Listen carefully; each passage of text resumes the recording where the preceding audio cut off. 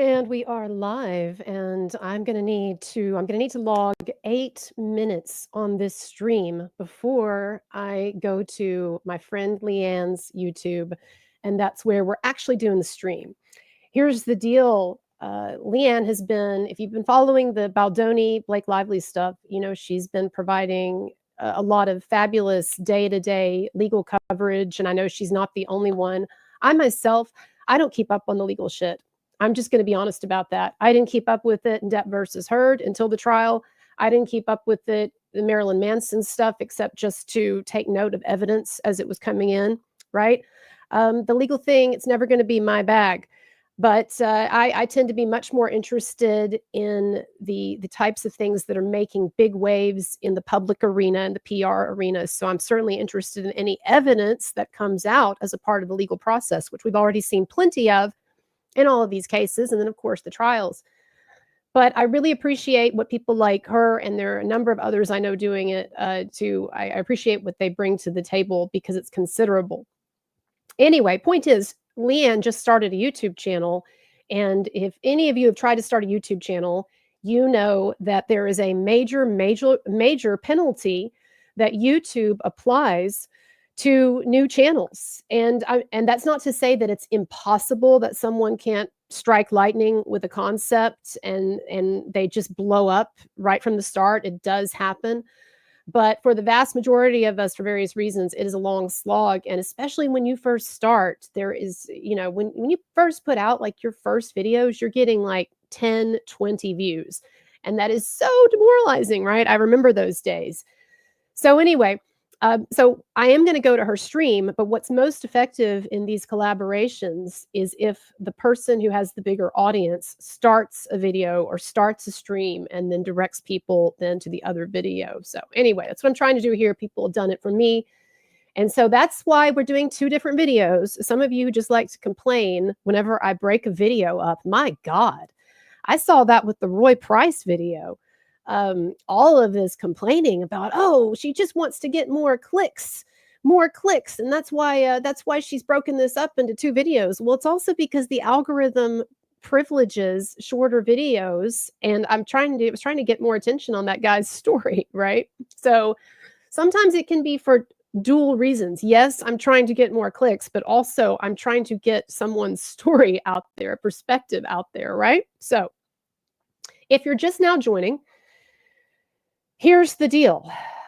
Some of you who've been following, maybe many of you who've been following the Blake Lively saga may know that last week, and I was a little late getting to this because I was so focused on the Marilyn Manson concert that I went to a few days ago and had a great time, and it was a great performance and everything. And I got to interview some of the fans and supporters, and I still have some stuff to put out with that. I put out a bunch of stuff on Instagram because that's where most of my Marilyn Manson fans and supporters are, not so much Twitter. And so I put out a bunch of stuff on Instagram, but I do want to put that into a YouTube video. But anyway, the point is, I was really focused on that last week. And so it sort of went under my radar that there were two amicus curiae briefs that had been filed in the just recently last week in the Justin Baldoni Blake Lively saga.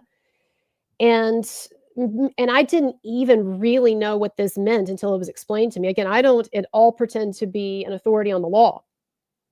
Yes, I have a lot of experience writing, and I can put that to use. And it's not hard. When you look at these legal briefs and what passes for a legal brief these days, Elise, it's not very impressive. But anyway, point is, there were these briefs that are basically friend of the court briefs, and what that means is they're non-parties. It's not Justin Baldoni or his team filing it, or Wayfarer.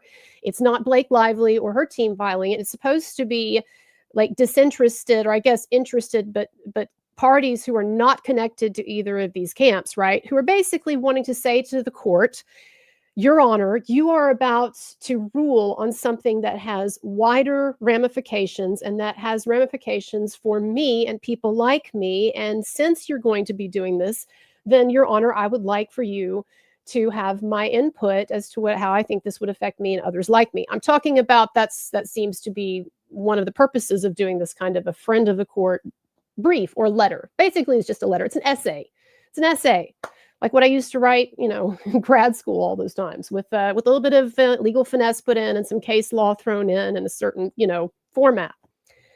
But anyway, the point is, so there were some of these filed last week on Blake Lively's side. No, she didn't do it herself, although it seems like Wayfarer and Friedman are making the argument that these parties were not entirely disconnected from Blake Lively. But again, I'm not even going to wade into that. But the point is that and by the way, if you're waiting for me in Leanne's chat, I am coming. I am coming. We've just got to get 8 minutes logged on this thing. Otherwise, the algorithm is going to kill me. And then everybody, we're going to go over to Leanne's page. Anyway, the point is, so you had these two pro Blake Lively sets of amicus curiae briefs, letters to the court. And y'all, I mean, these were just sad. And I don't mean sad because look, they followed the format to a brief skim. Yes, they were fine. I'm not saying it looked like a third grader wrote it, okay? Let's not go overboard.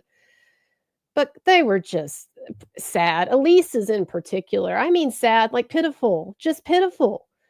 It was page after page of this Elise lady rambling on about this, it sounds like to me, falsified Me Too case that she had against a professor that she slept with years ago. Professor may very well have been an asshole, but, and I don't claim to be an authority on Elise's situation again, right? So I'm not saying I know for sure that whole thing was BS. But it sure looks non-credible, particularly the way that she presented it in her legal brief. But most of that legal brief was her just seemingly just going on and on about her own personal drama. And again, you can do that in an amicus curiae brief because it's supposed to be arguing how what this judge is about to rule on could affect you and people like you. So yeah, I get the connection that she was making, but it was really overwrought. It was too much. It was too much too. These things are too long. Do y'all really think, people who wrote these things, do you really think the judge is going to sit there and really read through all that shit?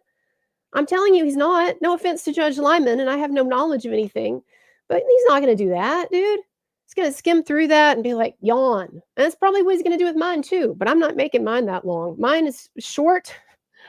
I've written a short draft that I think lays out what my thoughts are on this situation, and I try to respond to the points that were raised in these amicus curiae briefs in particular. But the judge flat out said, and thanks to Cassidy for pointing this out to me, the judge flat out said somewhere that he doesn't like memos that are more than 3 or 4 pages, something to that effect.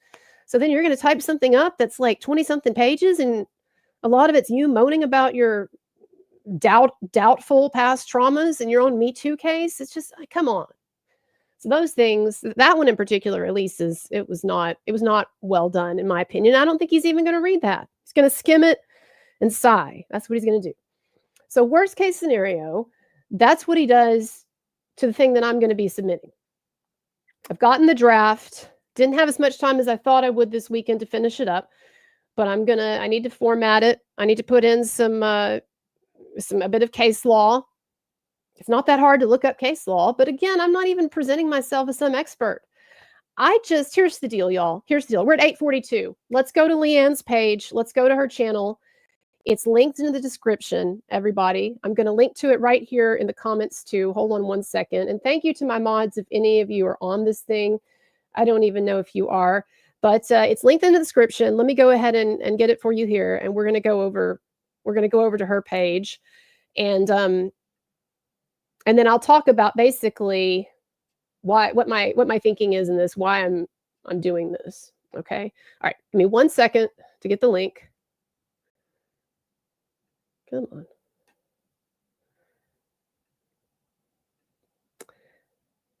Okay. Here we go. Here we go. Here we go. It is coming.